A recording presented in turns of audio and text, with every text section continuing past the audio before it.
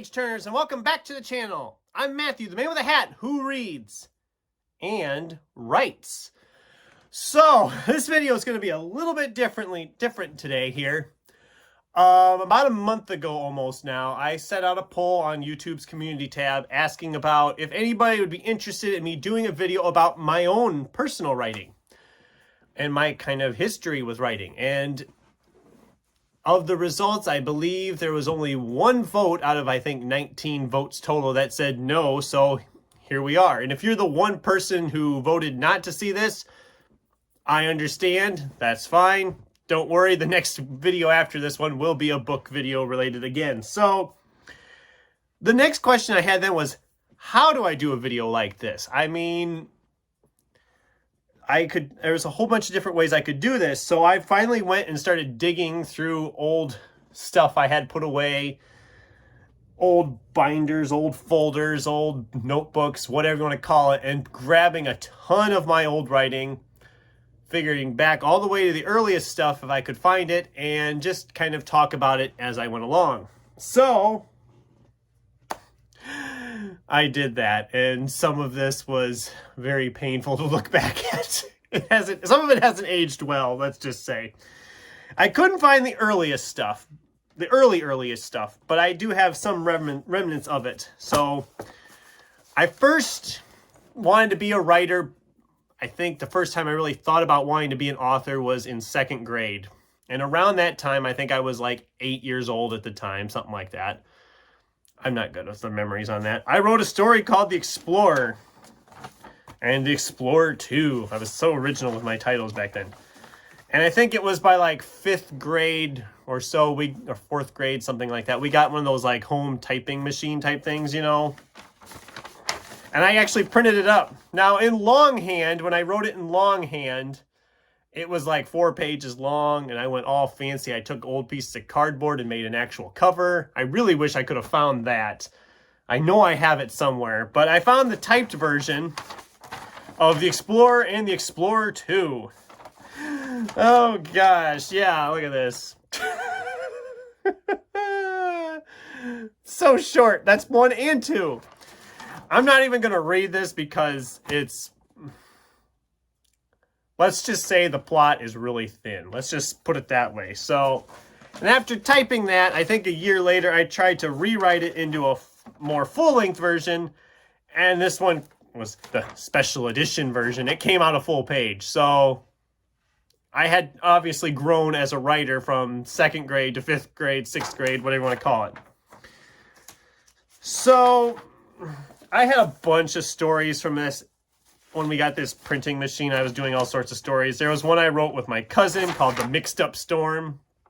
Don't ask. My Goosebumps ripoff, because I was reading Goosebumps at the time. This is The Night in Fear Woods, Thrills and Chills, #1. That's a full page. That was bad. That's bad. My superhero forays with Beetleman 1 and 2. And I realized as I was going through this that I wrote it on #2 as to be continued, and I never continued it. I'm a terrible, terrible person. Same with this one, Space Fight 1 and 2. And on 2 it says to be continued, and I never continued. Then my cousin and I, we were also big Star Wars fans, so we were writing Starfighters, Episode 1 by Matthew and Kyle. And these went up through Episode 4, and we never went back to this. And looking at it, I kind of see why, because we were very clearly ripping off Star Wars all the way along. Right down to the villain being called the Emperor, and the Rebels, and one of our heroes was literally called Lando Skywalker. Yeah, this is, yeah. It's bad. They're bad. I would be in so many copyright infringements if these actually were published, but they're not. This was literally our own enjoyment, and I have no plans to do anything with that, so whatever. So you're probably thinking, well, that's a lot of crap that you wrote. Yeah, it is, but In 7th grade, then, we're going to jump ahead a little bit here to 7th grade.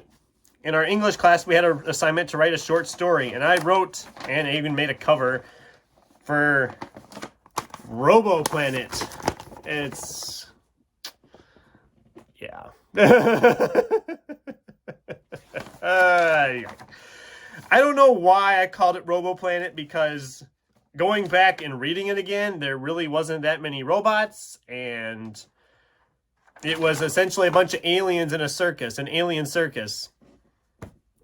So I don't know why I didn't just call it Alien Circus or Universal Circus or something like that instead of calling it Robo Planet. But this one, actually, though, rereading it, I think I could actually do something with this. So, but we'll talk about that in a little while. But anyway, I was still doing my goofy writing and writing different stuff longhand in school all the way up through that point.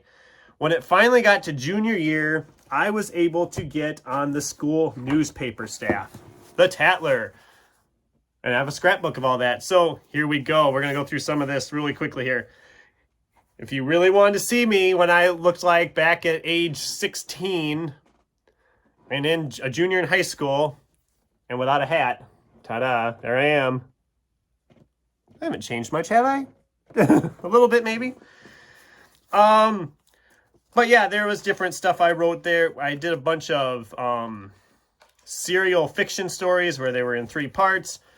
At this time, we had changed the school mascot, so I had wrote an obituary for the school mascot.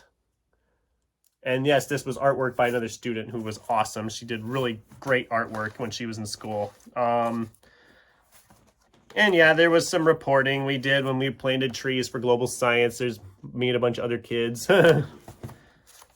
You probably couldn't see me in that picture, and that's okay.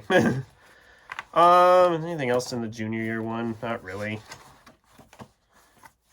No, not really in there. But yeah, I did it junior year, and then again senior year, and I should have known BookTube was in my future, because towards the end of my senior year, I had a column in the paper, for the school paper, of book reviews. Matthew's Book Nook. Yeah, it was an actual thing. I should have known this was going to be in my future at some point. But yeah, that really helped a lot. Having... God, I'm just looking at all this. Really kind of going back and looking at all the stuff I was writing there. And while I was writing all that, I was also back to my more full-length works and wrote what I could essentially call my first novel. Again, looking back at it, it's not that overly good, but it came out to be like 40 pages, and people... I had classmates reading it at the time, so... The Anima Kupare. Essentially, it's essentially if the Animorphs was more an adult thing. And there was demons, they were fighting demons, and there was this weird adventurous quest going on to find these lockets that could turn them into an animal warrior.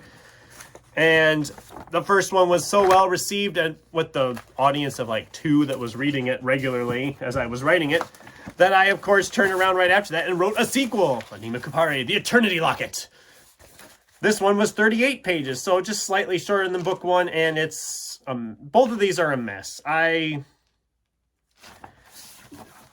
do want to eventually maybe do something with this concept. I did like the concept. As of now, it's been sitting in a folder, though, for 16 years, so chances are it ain't going to happen anytime soon. But who knows? Never say never. Okay, then as I was digging, I found this notebook that I literally just called the Brainstorm Book.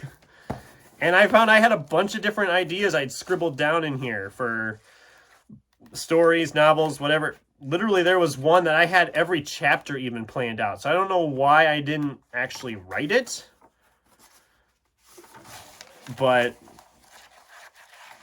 I don't know. I went in a really solid streak there. What's this? Oh, okay. So yeah, there was a bunch of odd notes in here. I'm trying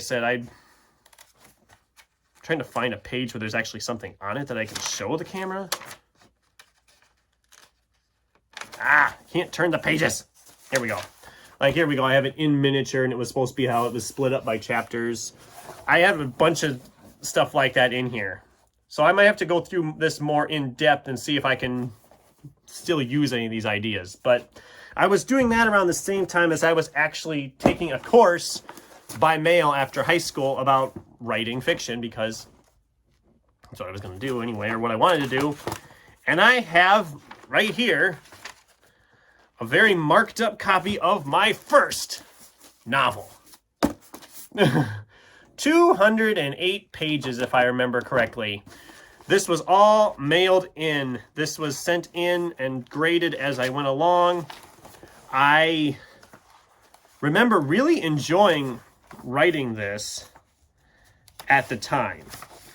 Looking back on it,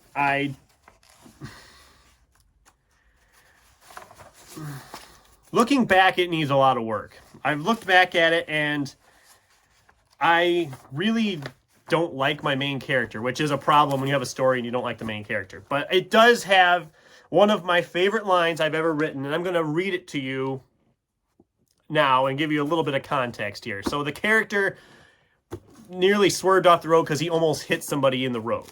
So this was also a fantasy adventure, if that makes any sense. So he didn't appear to be a very tall man, but he looked like the kind of person you would not want to meet in a back alley. He wore a small green robe and a small hat on his head. As he approached the car, Jefferson heard how angry he really was. "So help me, if I ever get my hands on the idiot who invented these horseless carriages, I'll rip his skull off and use it for a doorstop." The being arrived at Jefferson's window, his height reaching just to the bottom of the window. "Hey you, why don't you watch where you're going?" Like I said, I love the line there about horseless carriages, whatever. And that, again, I would love to do something more with this. In its current iteration, I hope it never sees the light of day, because looking back at it, I hate my main character. I would have to restructure everything around that. And someday I will do that, because I do want to do something with this. I mean, it was my first novel. I do want to do something with all that. And someday I will. But, again, haven't done anything recently. In between all of that, my most recent writing stuff would probably be my poetry. I've done a lot of that. There's probably about 60-odd poems. I've been trying to copy them into a different notebook. Some are better than others, obviously. And I usually don't even share these, but I am going to share one with you because I feel like it pertains to the BookTube community. So, here we go. This is a poem I wrote called Bookstack. "I've got to tell you, I've got a slight issue, but it isn't a big one. You know, books are a need because I love to read. Yes, I find it great fun. But the problem is growing. I'm no longer knowing just where to put them all. My shelves are all full, and while it is cool, the stacks have grown too tall. The collection is grand, but now I can barely stand or even cross the room. If I were to trip, then the piles would slip. Yeah, it would be my doom. I wish I could stop, thin my stacks from the top, but there's so many good deals. It gives me a smile when in the clearance aisle I find a hell of a steal. I keep telling myself someday I'll empty a shelf and clear up some more space. But that isn't true. I know what I must do. I just need a much bigger place." There. So that is the video, I guess. It's a weird little video I decided to make because I wanted to talk about all of my writing and all of that. As far as current writing projects, I am still working on poetry in between odd stuff. I do have some ideas. I mentioned about Robo Planet. Having reread this, I kind of want to adapt this into something a little bit more lengthy. I have some ideas what I want to do with it, and if I get some spare time, I'm going to sit down and try to write something better with it and maybe make it a more full-length novel. I mean, and actually go with the message of an alien circus instead of a Robo Planet, whatever that was. I don't know. I have 100 other ideas probably scattered around. I have one idea I've been working off and on about a dragon hunter in like the modern day, so like an urban fantasy dragon hunter type deal. I have some other great ideas. I would love to go back and work on some more, but this was just a glimpse into my writing history, into the back alleys of my brain, if you will. I mean, it's a dark place. You can get lost back in there. But that's what I had for the video. I hope you guys enjoyed this. Do any of these odd projects that I kind of just glossed over sound interesting to you? Do you want to see anything? Do you want me to continue with my writing? Do you want other videos in this vein? I don't know. Or just what did you think, I guess? You can let me know in the comments down below. I'd love to get a conversation started with you guys. Thanks for watching, and until next time, keep turning pages.